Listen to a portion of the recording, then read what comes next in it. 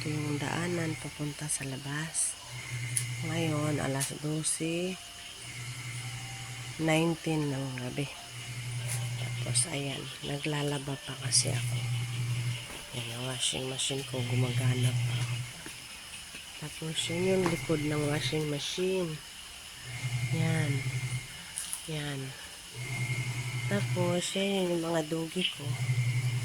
Ayan. Tapos, ito yung likod ng aming bahay.